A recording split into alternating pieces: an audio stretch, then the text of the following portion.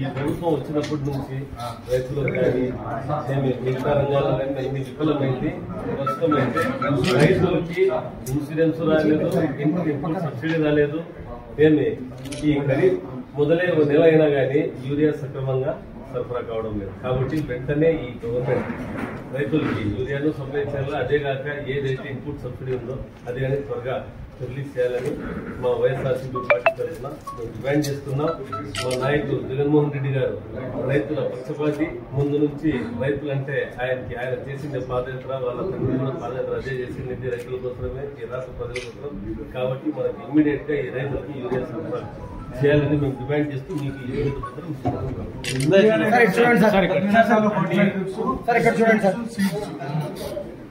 గతంలో ఏదైతే ఆర్బీకే ద్వారా టయానికి సరఫరా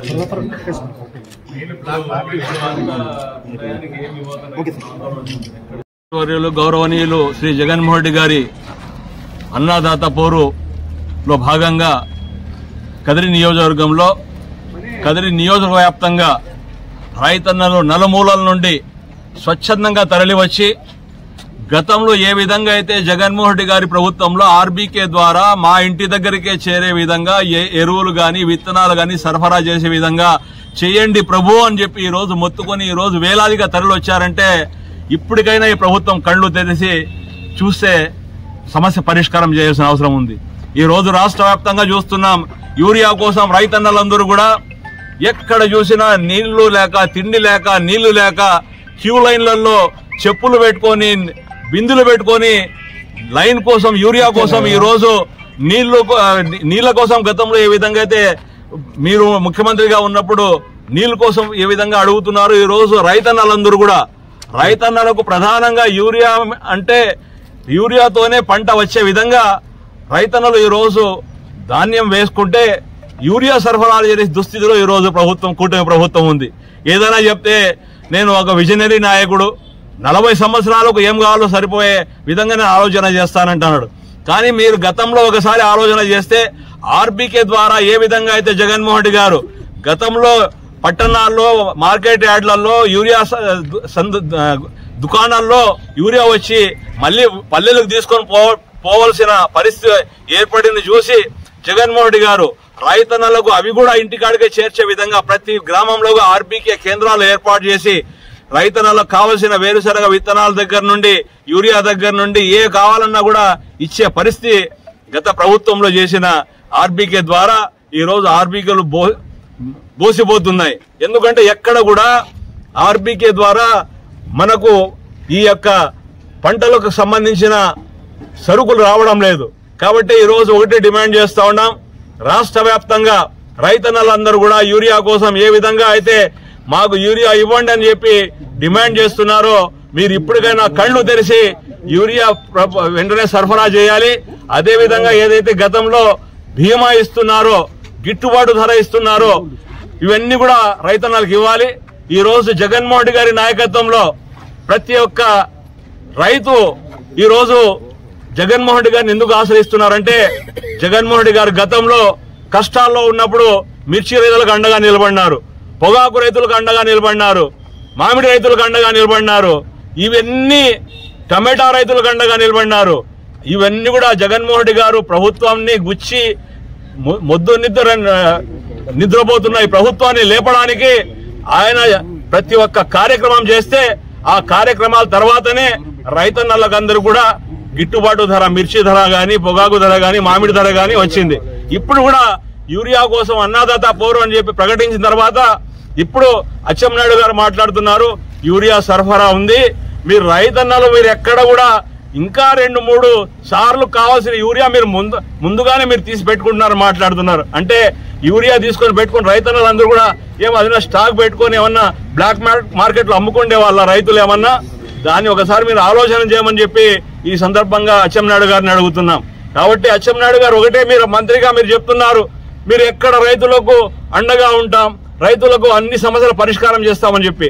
ఇప్పుడు నిన్న ఉన్న 4-5 రోజులుగా వైఎస్ఆర్సీపీ జగన్మోహన్ రెడ్డి గారి నాయకత్వ అన్నదాత పోరు అంటే కేంద్రం లేఖ రాశారు. ఇప్పుడు 9,300 చిల్లర మెట్రిక్ టన్నులు మన కాకినాడ పోర్టుకు వస్తాదని చెప్పి ఇంకా రాకముందే ఇది చంద్రబాబు నాయుడు గారు చెప్పిన తర్వాతనే నితిన్ గడ్కరీ గారు దీన్ని ఆమోదించినారు.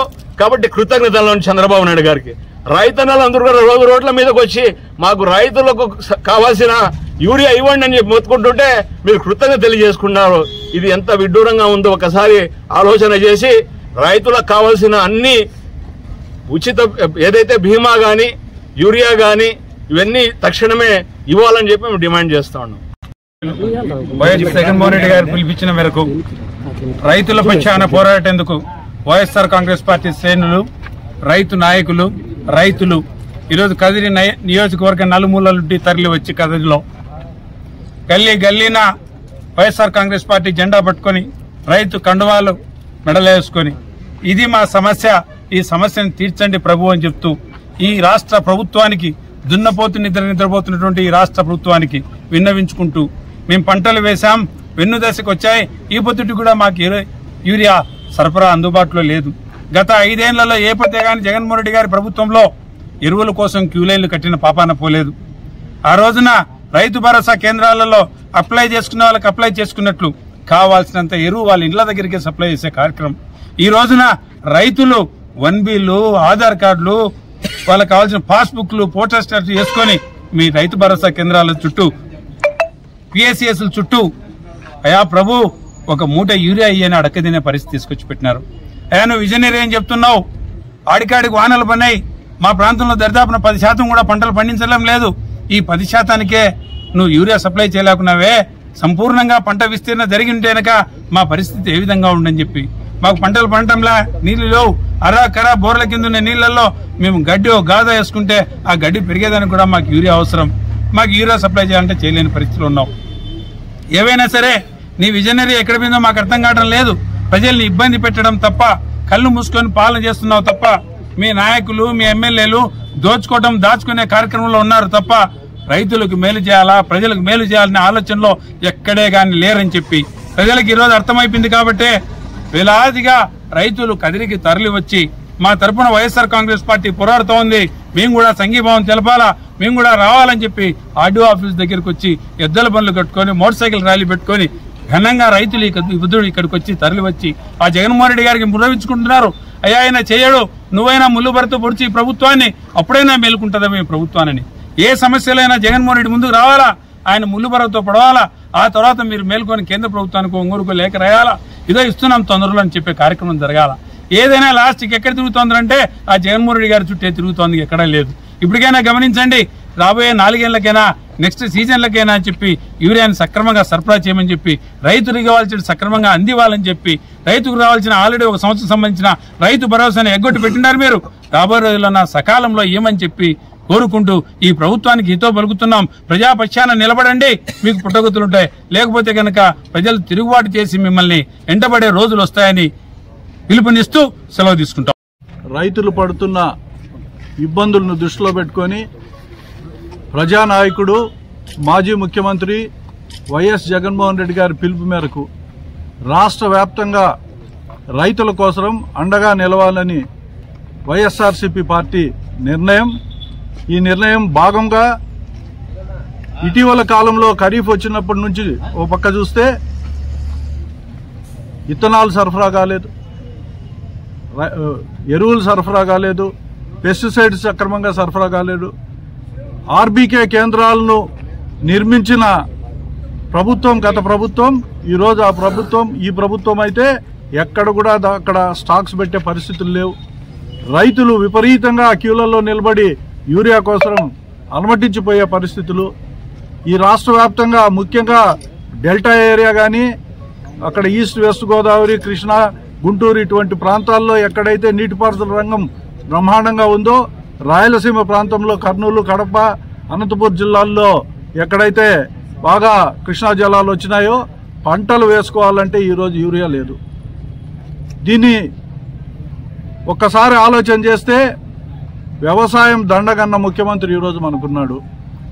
ఈ ముఖ్యమంత్రి విజన్ ఏమో తెలియదు కానీ ఎక్కడ కూడా ముందస్తు ప్రణాళిక అనేదే లేకుండా, రైతులకు ఏమేం కావాలా, ఏమేం అవసరాలు ఉంటాయనేది గుర్తించకుండా కేవలం కాలయాపన చేస్తూ, అమరావతి జపం చేస్తూ, ఎక్కడో లుల్లు మాల్కో ఇంకోనుకో భూదానాలు పక్క చేసుకుంటూ కాలం గడుపుతున్నాడు తప్పనిచ్చి ఆయన అనుకుంటాడు ఆయన మేధావిని.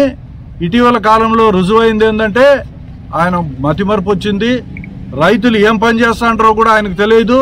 ఈ రాష్ట్రంలో ఏం జరుగుతూ ఉండేది కూడా ఆయనకు తెలియని పరిస్థితులు ఏర్పడినాయి.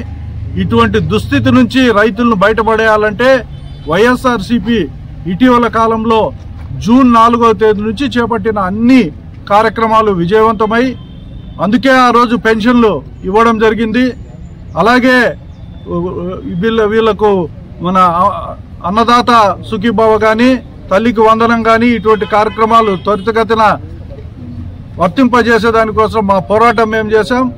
ఇటీవల వచ్చే రబీ సీజన్కైనా ఈ ప్రభుత్వాన్ని మేల్కొల్పాలా అనే ఉద్దేశంతోనే ఈ కార్యక్రమం చేశాం. ఇప్పటికే ఖరీఫ్లో బాగా నష్టపోయినారు.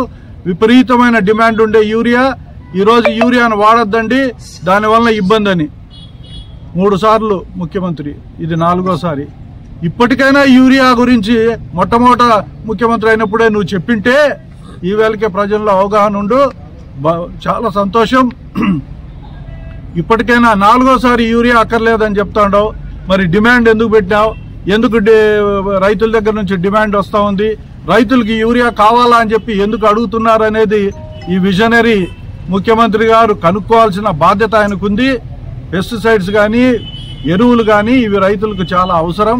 ఈ విషయాన్ని గమనించి భవిష్యత్తులో అయినా వచ్చే రబీ సీజన్కైనా పూర్తి స్థాయిలో నిల్వలు ఉంచాలని చెప్పి డిమాండ్ చేస్తున్నాం.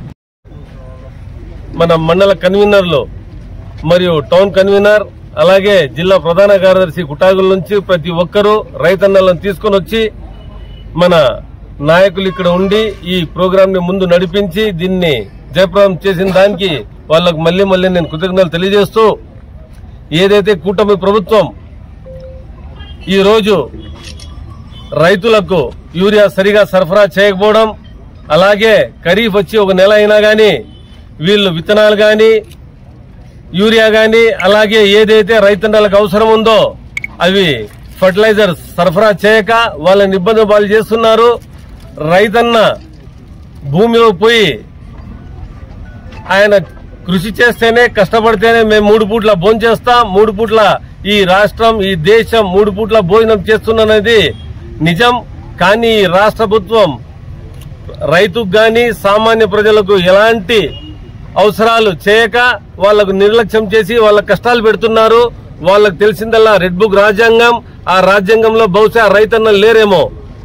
చంద్రబాబు నాయుడు గారు ఎప్పుడో చెప్పినారు, పంట పండించడం అనేది వ్యర్థం, పంట పండించదండి, మీరు గమ్మునైపోండి అని. కానీ ఆయన ఇప్పుడు భోంచేస్తా ఉండేది, ఆయన ఈ ఏదైతే బియ్యం ఉందో, ఏదైతే వడ్లున్నాయో, ఏదైతే ఈ రైతన్నలు పండిస్తున్నారే పంటలు, దాంతోనే ఈ దేశం నడుస్తూ ఉందనేది నగ్న సత్యం. బహుశా ఆయన విజనరీ సీఎం అయి కూడా ఆయన మర్చిపోయినాడేమో. కాబట్టి ఈ ప్రభుత్వం దిగి వచ్చి త్వరగా వెంటనే రైతన్నలకు ఏదైతే అవసరం ఉందో యూరియా, ఖరీఫ్ విత్తనాలు అవన్నీ సరఫరా చేసి వాళ్ళని ఆదుకోవాలని, అలాగే ఈ రాష్ట్రంలో మేనిఫెస్టో ద్వారా ఏదైతే వాళ్ళు వాగ్దానాలు చేసినారో అవన్నీ వెంటనే వాళ్ళు నెరవేర్చాలని వాళ్ళని మేము హెచ్చరిస్తూ వైఎస్ఆర్సీపీ పార్టీ మన ప్రియతమ నాయకులు జగన్మోహన్ రెడ్డి గారి సారథ్యంలో ఈ రోజు ఏదైతే అన్నదాత పోరు ఈ రాష్ట్రమంతా జరిగింది, ప్రతి చోట చాలా జయప్రదం ఘన విజయం జరిగింది. దానికి రాష్ట్ర ప్రజలకు, రాష్ట్ర రైతన్నలకు మరియు వైఎస్ఆర్సీపీ శ్రేణులకు ప్రతి ఒక్కరికి నేను కృతజ్ఞతలు తెలియజేస్తూ జై జగన్.